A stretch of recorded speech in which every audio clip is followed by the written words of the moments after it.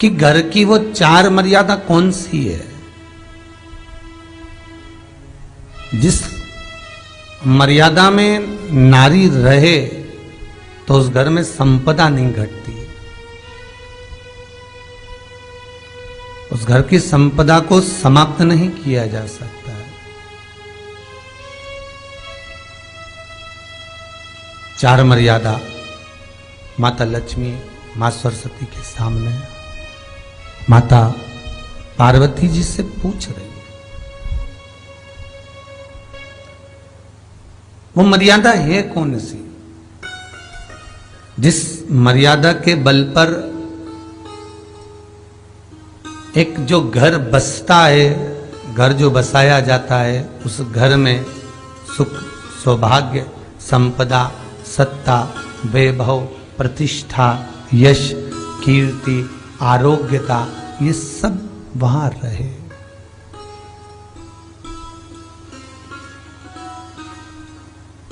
पहला, मां पार्वती ने माता लक्ष्मी को कहा, अतिथि देवो भव।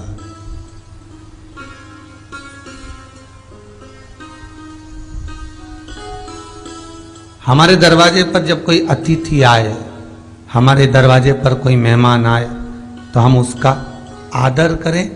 परिवार के लोग जो आदर कर रहे हैं वो अपनी जगह पर है, भाई आदर कर रहा है वो अपनी जगह पर है, जेठ आदर कर रहा है वो अपनी जगह पर है, देवर मान सम्मान दे रहा है वो अपनी जगह पर है। पर सबसे पहला सम्मान घर की स्त्री को अतिथि का करना चाहिए।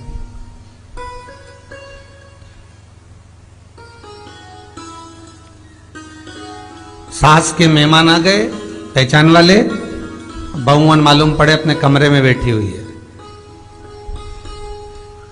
मेहमानों ने आकर पूछ लिया, क्यों बहू नहीं दिख रही? बस आ रही होगी। सास गई, रसोई घर में से पानी लाकर पिला दिया। फिर मेहमानों ने पूछा, बहू नहीं दिख रही? बस आती होगी। 2 बार सास ने गिलास भी गिरा दिया कि एक आध तो आ जाओ रही ऊपर से, पर नहीं आई। जब सास ने चाय रख दी और चाय रखकर सास फिर लेकर आई तो बहुओं के मन में आया, चलो सास ने चाय बना दी है, खुशबू ऊपर आ गई है, अब चलते हैं। और बहू फिर नीचे आई। जो मौसी आई थी, काकी आई थी, बुआ आई थी, चाची आई थी, उनको प्रणाम करा और अंदर जाकर चाय जो बनी थी उसको पिया।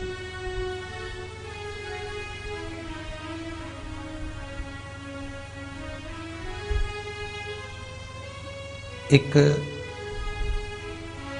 गरुड़ पुराण में लिखा है, 94 तरह के नरक में एक नरक है जो दरवाजे पर आए हुए अतिथि का सम्मान नहीं करता,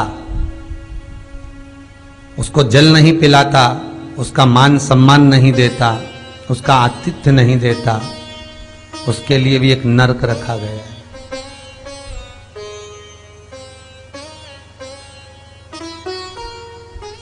हजारों नरकों में एक नरक वो भी है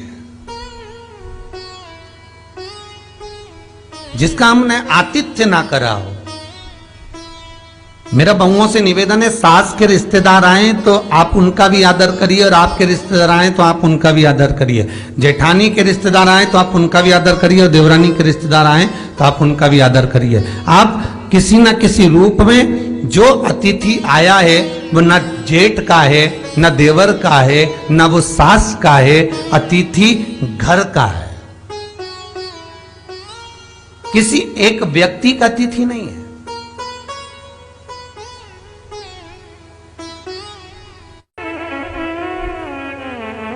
बड़ी बहू सोचे कि मैं घर की बड़ी, बड़े परिवार की, मेरे पास में बहुत धन दौलत, मैं काहे को गिनूं किसी मेहमान को। छोटी बहू सोचे मैं काहे को गिनूं, मंजिली सोचे मैं काहे को गिनूं, संजिली सोचे मैं काहे को गिनूं।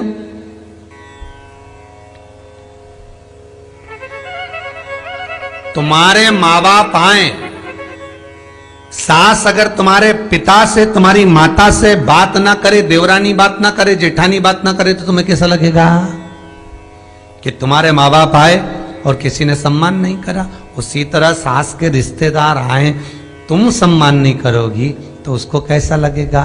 फिर तुम्हारे घर के आए, वो सम्मान न करे तो तुम्हें कैसा लगेगा? आतिथ्य घर में कोई भी आए वो सबके लिए। दूसरा क्रम बताया, घर के दरवाजे पर जो तुलसी का पौधा होता है, जीवन में सबसे पहले अगर दुख आता है, तकलीफ आती है, कष्ट आता है, बीमारी आती है, रोग आता है, कोई बड़ा घटना घटने वाली होती है, कोई बड़ा कष्ट आने वाला होता है, तो लक्ष्मी जी से माता पार्वती कह रही है, घर में जो तुलसी का पौधा होता है सबसे पहले घात उसी पर होती है। तुलसी का पौधा सूख जाता है, समाप्त हो जाता है, उसके डालियां मुरझा जाती हैं, नीचे लटक जाती है, मंजरी झुक जाती है, या तुलसी के कुंडे में जो मिट्टी है उसमें फफूंद पड़ जाती है।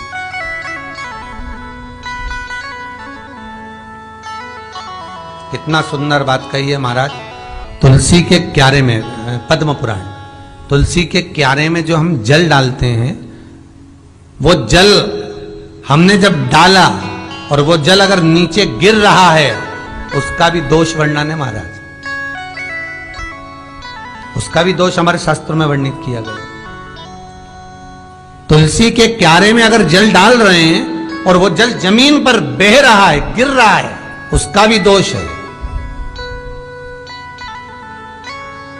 तुलसी के क्यारे में उतना ही जल दिया जाए जितनी मट्टी सोख ले, 2-4 8 बूंद पानी गिरे चल जाएगा। तुलसी के क्यारे में छिद्र रहता है, बूंद बूंद पानी टपक जाए वो चल जाएगा। पर तुमने तुलसी के क्यारे में जो जल भरा, लोटा भर भर के डाल दिया, और ऊपर से जो जल कुंडा भरा कर उलीच में से, अर्थात भराने के बाद जो नीचे गिर रहा है, वो दोषपूर्ण है महाराज, उसकी दोष था।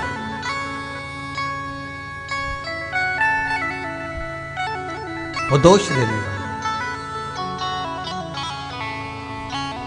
तो लक्ष्मी से माता पार्वती जी कह रही हैं कि दूसरा क्रम है घर में वैभव, लक्ष्मी, संपदा, प्रतिष्ठा, यश, आरोग्य को पाने के लिए तुलसी के क्यारे की आराधना, तुलसी के कुंड को नमन करना कर सकते। तीसरा क्रम कहा,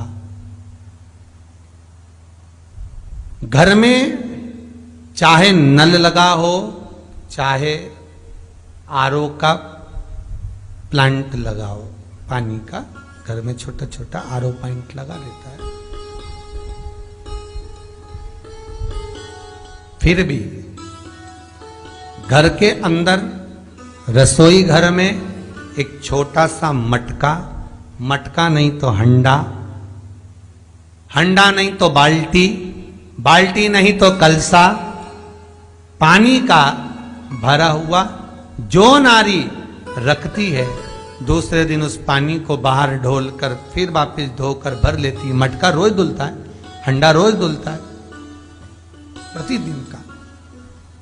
जितना जल उस पात्र में रहता है, भरता है, ऐसे ही घर में संपदा बढ़ती। 3 क्रम बढ़ता। चौथा, नारी के मस्तक पर जो चीर होता है, ये पूर्वज, इसी चीर से कथा प्रारंभ हुई थी और वहीं पर पहुंच गई। लक्ष्मी पार्वती के संवाद पर चल रही है महाराज। मस्तक पर जो चीर होता है, मस्तक पर जो वस्त्र होता है, वो वस्त्र पूर्वजों का, पितरों का, कुल देवी देवताओं का आशीर्वाद।